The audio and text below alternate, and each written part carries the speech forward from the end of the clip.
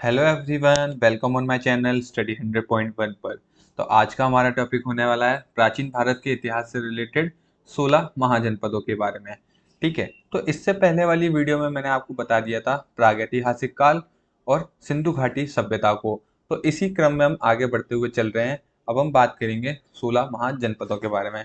तो इससे पहले वीडियो में हमने पढ़ा था कि मानव का विकास कैसे हुआ, फिर मानव ने अपनी संगीतियों को, अपने विस्तार को कैसे आगे बढ़ाया, और उसके बाद वह किन किन क्षेत्रों में आगे बढ़ता गया और वह कैसे कैसे रहने लगा। तो हम बात करेंगे 16 महाजनपदों के बारे में। तो ये 16 महाजनपद क्या हैं और कौन कौन से हैं, इन सभी के बारे में जानते हैं। तो चलिए वीडियो को स्टार्ट करते हैं।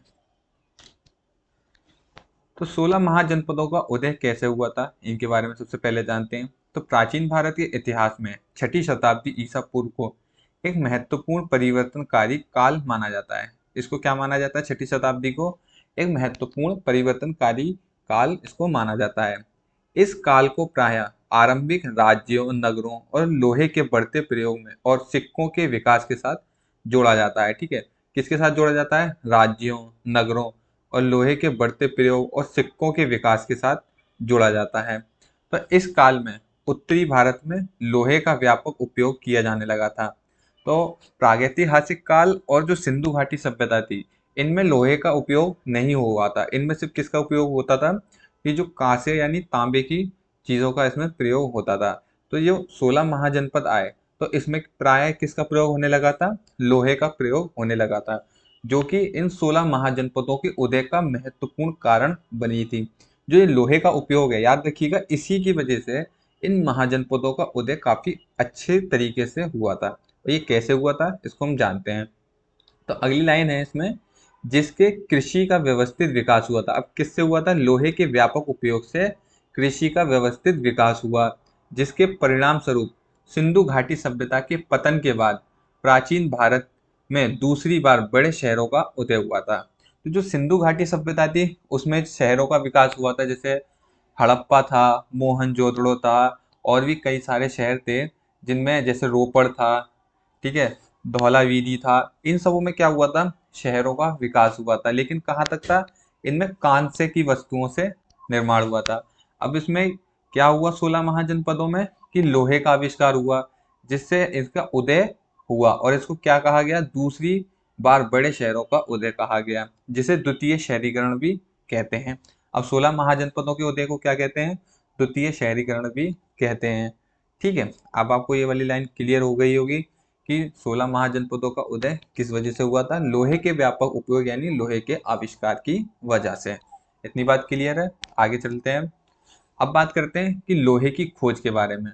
तो उत्तर वैदिक काल में लोहे की खोज हो गई थी। किस काल में हुई थी? उत्तर वैदिक काल में लोहे की खोज हो गई थी, जिस कारण इस सदी में क्रांतिकारी परिवर्तन आने लगे थे। क्या आने लगे थे? क्रांतिकारी परिवर्तन आने लगे थे। अब वे क्रांतिकारी परिवर्तन क्या है, उनको जानते हैं। तो लोहे की खोज से कई तरह के उपकरण बनने लगे, औजारों का आविष्कार हुआ, जिस कारण कई परिवर्तन देखने को मिले। ठीक है, अब वो परिवर्तन कौन से थे? अब इसमें था सबसे महत्वपूर्ण योद्धा वर्ग और कृषि क्षेत्र। ये दो वर्ग सबसे ज्यादा विकसित हुए। अब इन्हीं दोनों की वजह से जो इनके राज्य थे वो विकसित होने लगे थे। अब ये कैसे होने लगे थे, उनको भी हम जानते हैं। तो आपको बस दो पॉइंट इसमें याद रखने हैं कि लोहे की खोज से किन चीजों का विस्तार यानी परिवर्तन देखने को मिला। एक योद्धा वर्ग में और एक कृषि क्षेत्र में। इनका विकास बहुत जल्दी होने लगा था लोहे की खोज की वजह से। अब इनके बारे में जानते हैं। तो जो योद्धा वर्ग था उसका कैसे विकास हुआ? तो लोहे के आविष्कार की तरह यानी इसकी वजह से जो औजार थे, जैसे तलवार, भाला, तीर कमान और भी कई हथियारों का आविष्कार हुआ, जिससे योद्धा वर्ग का विकास हुआ, जो इनके राजा ने अपनाया। ठीक है, इनके राजा ने किस लिए अपनाया? अपनी सुरक्षा के लिए और राज्य के विस्तार के लिए। अब क्या था कि लोहे का आविष्कार हुआ, अब इन्होंने उससे कई सारे औजार बनाए, जैसे तलवार, भाला, तीर कमान आदि इन्होंने विकसित किए। अब इनसे क्या था, इन्हें युद्ध करने में काफी आसानी होने लगी थी, जिससे ये युद्ध लड़ लड़कर अपने क्षेत्र का विस्तार करते थे। ये बात क्लियर हो गई कि योद्धा वर्ग में इसका महत्वपूर्ण योगदान क्यों था। अब बात करते हैं कृषि व्यवस्था में। तो महाजनपद काल में कृषि क्षेत्र में बड़ी परिवर्तन हुए थे। इतना परिवर्तन सिंधु घाटी सभ्यता में नहीं हुआ था, ना ही प्रागैतिहासिक काल में हुआ था। लेकिन लोहे की खोज से जो महाजनपदों के उदय हुआ था, जिससे कृषि में बड़ा परिवर्तन हुआ। अब इसमें क्या हुआ था, हल फाल होने से जो हल का आविष्कार हुआ, ठीक है, ये बनने लग गए, जिसके कारण कठोर जमीन थी, जो भी कठोर जमीन थी, अब हल बनने लगा। तो उससे क्या हुआ, जो खेत को जोतने में आसानी होने लगी, खेती करने में भी आसानी होने लगी। इस कारण फसलों की उपज में वृद्धि हुई। यानी अब मान लीजिए, जो पहले किसी भी उपकरण से करते होंगे, पत्थरों वगैरह से, हाथों से, तो उसमें काफी समय लगता था। लेकिन जब से हल बना लोहे के आविष्कार से, तो खेती करने में भी इन्हें आसानी होने लगी। इस कारण इनकी खेती भी में वृद्धि हुई। अब इससे धान की रोपाई और अन्य जो भी चीजें थी, उनकी खेती करने में इनको काफी महत्वपूर्ण योगदान मिलने लगे, जिससे पैदावार अधिक होने लगी। अब जल्दी खेत की जुताई होगी तो पैदावार भी जल्दी से होगी। तो इससे कृषि क्षेत्र में क्या हुआ, वृद्धि होने लगी। तो कृषि क्षेत्र में क्या हुआ, समृद्धि से राज्यों के कर और आय में वृद्धि होने लगी। तो जिस तरीके से कृषि बढ़ती गई, उस तरीके से राज्यों की आय भी बढ़ती गई, और महाजनपदों की सैन्य शक्ति में इसी की वजह से विस्तार हुआ। क्योंकि जो सैन्य शक्ति का विस्तार था, अब जो सेना थी, जो योद्धा थे, उनको खाने पीने का सामान सही समय पर मिलने लगा था, जिससे जो राजा अपनी सेना रखते थे, उनका विस्तार भी होने लगा था। अब आपको ये दो महत्वपूर्ण योगदान लोहे के आविष्कार से समझ आ गए होंगे, कि योद्धा वर्ग के और कृषि वर्ग के। ठीक है, अब आगे बढ़ते हैं। अब बात करते हैं महाजनपद के बारे में। तो महाजनपद प्राचीन भारत में राज्य या प्रशासनिक इकाइयों को कहते थे। किसको कहते थे, प्राचीन भारत में राज्य या प्रशासनिक इकाइयों को महाजनपद कहते थे। अब एक बात याद रखिएगा, अब ये महाजनपद बना कैसे। पहले जो ये लोग थे, वे किस तरीके से रहा करते थे, पहले कबीले में रहा करते थे। फिर कबीले से ये क्या बन गए, ये जन बन गए।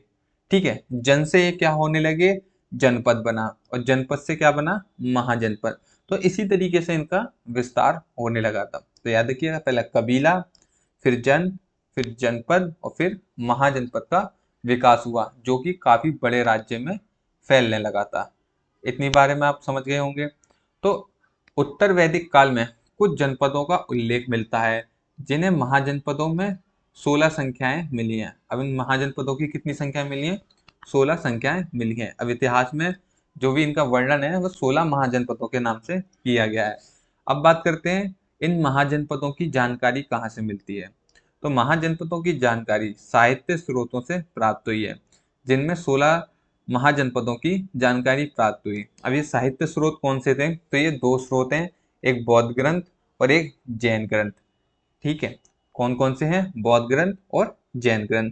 जो बौद्ध ग्रंथ है, उसमें एक अंगुत्तर निकाय है, जिसके द्वारा 16 महाजनपदों की जानकारी प्राप्त हुई है। और दूसरा है जैन ग्रंथ, जिसमें एक भगवती सूत्र है, जिसके द्वारा 16 महाजनपदों की जानकारी प्राप्त हुई है। तो अंगुत्तर निकाय और भगवती सूत्र याद रखिएगा, ये दो महत्वपूर्ण है, एक अंगुत्तर निकाय और एक भगवती सूत्र। अंगुत्तर निकाय बौद्ध ग्रंथ से संबंधित है, और भगवती सूत्र जैन ग्रंथ से संबंधित है। तो इन्हीं दोनों ग्रंथों से 16 महाजनपदों के बारे में जानकारी प्राप्त हुई है।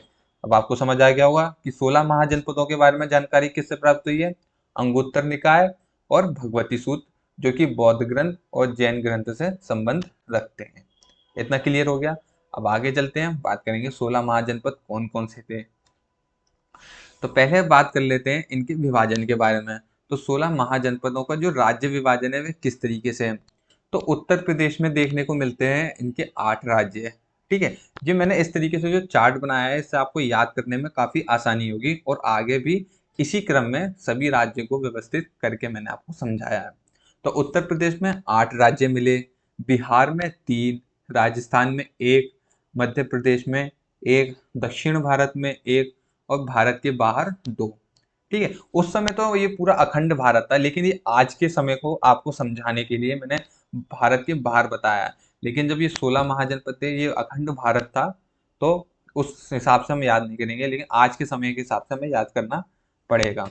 तो उत्तर प्रदेश से एक याद रखिएगा, उत्तर प्रदेश से वैसे तो 7 हैं, लेकिन एक हरियाणा और दिल्ली वाला राज्य मिलता है, वो मैंने उत्तर प्रदेश में ही कवर किया है।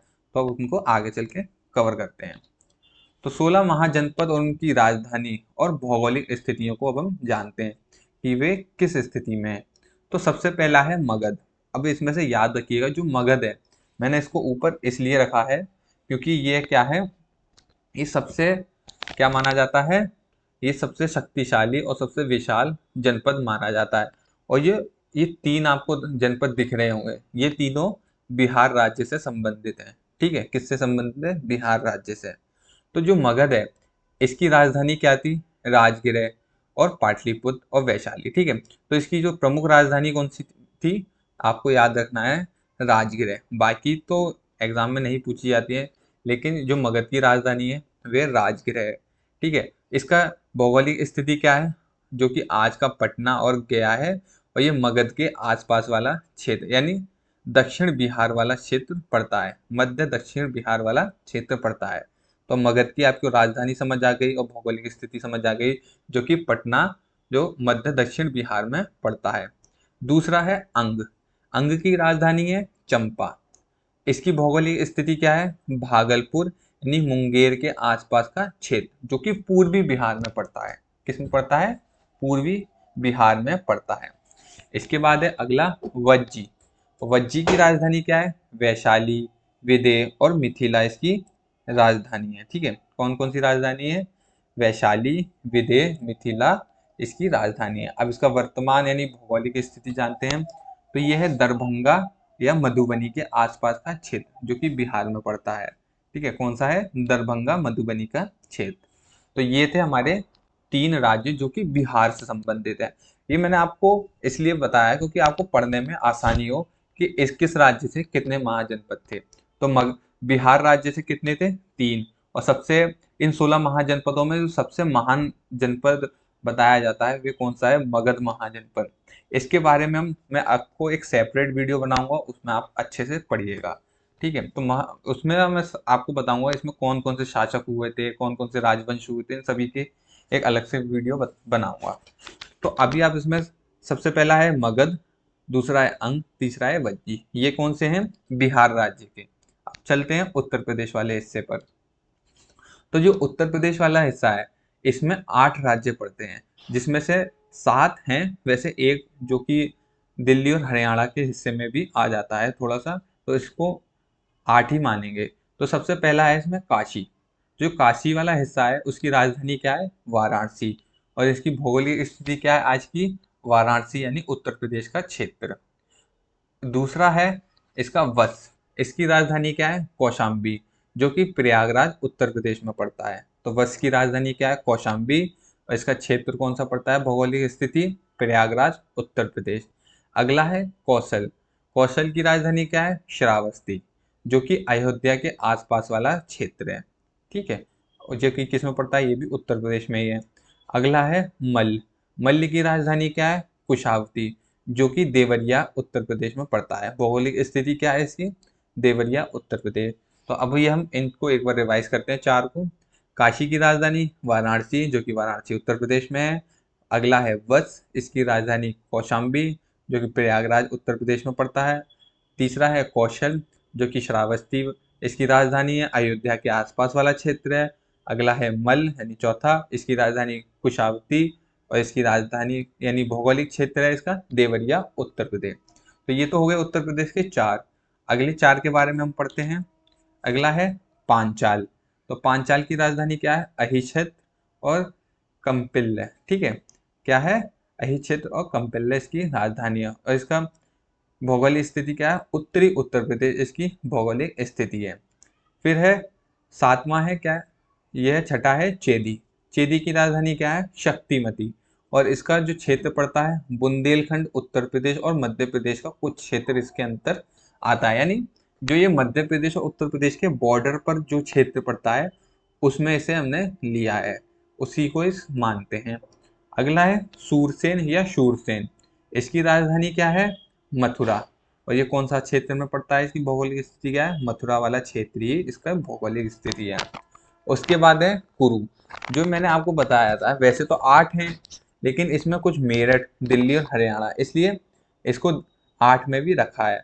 तो अगला कौन सा है, कुरु। इसकी राजधानी क्या है, इंद्रप्रस्थ। आज का ये जो भौगोलिक स्थिति क्या है इसकी, मेरठ, दिल्ली और हरियाणा। ठीक है, क्या है, मेरठ, दिल्ली और हरियाणा।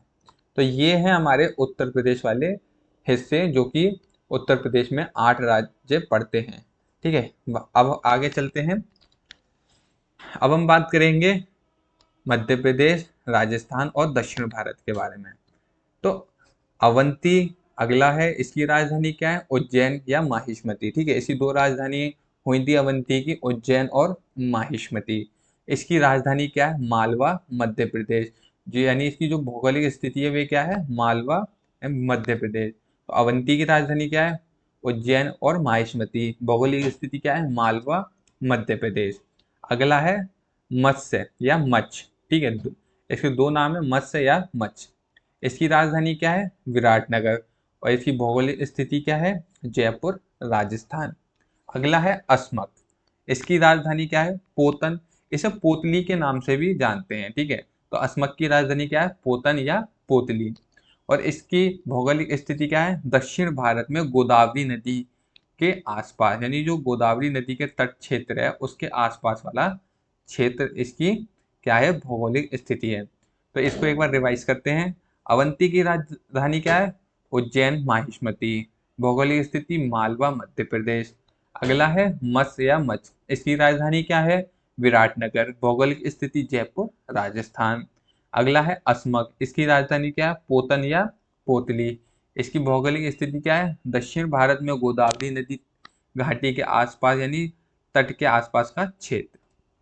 तो ये थे मध्य प्रदेश, राजस्थान और दक्षिण वाला क्षेत्र। अब बात करेंगे हम भारत के बाहर वाले क्षेत्र के बारे में। तो इसमें दो राज्य पड़ते हैं, एक है गांधार और एक है कंबोज। जो गांधार की राजधानी क्या है? तक्षशिला। ठीक है, इसकी राजधानी क्या है? तक्षशिला। भौगोलिक स्थिति क्या है? पेशावर व रावलपिंडी के आसपास का क्षेत्र, यानी पाकिस्तान। ठीक है, गांधार आपको हो गया। अगला है कंबोज। कंबोज की राजधानी क्या है? हाटक। इसकी भौगोलिक स्थिति क्या है? राजौरी या हाजरा। इसकी जो देश पड़ता है वे कौन सा है? अफगानिस्तान। तो भारत के बाहर दो हैं, आपको याद रखना है, गांधार और कंबोज। गांधार की राजधानी तक्षशिला है, कंबोज की हाटक है। तो ये थे हमारे 16 महाजनपद। उम्मीद है आपको वीडियो काफ़ी अच्छी लगी होगी। अगर आपको वीडियो अच्छी लगी हो तो प्लीज़ लाइक कीजिए, कमेंट कीजिए। और आपको अधिक जानकारी के लिए, यानी और किसी भी चीज़ से रिलेटेड आपको पीडीएफ चाहिए, तो आप इस व्हाट्सएप नंबर पर, यानी स्टडी 100.1 के चैनल के व्हाट्सएप नंबर पर आप मैसेज करके आप किसी भी पीडीएफ को प्राप्त कर सकते हैं। तो उम्मीद है आपको वीडियो काफ़ी अच्छा लगा होगा और आपको स्टडी 100.1 पर भी काफ़ी अच्छा लगता होगा। तो प्लीज़ वीडियो को लाइक कीजिए, कमेंट कीजिए, शेयर कीजिए और चैनल को सब्सक्राइब करना ना भूलिएगा। Thank you.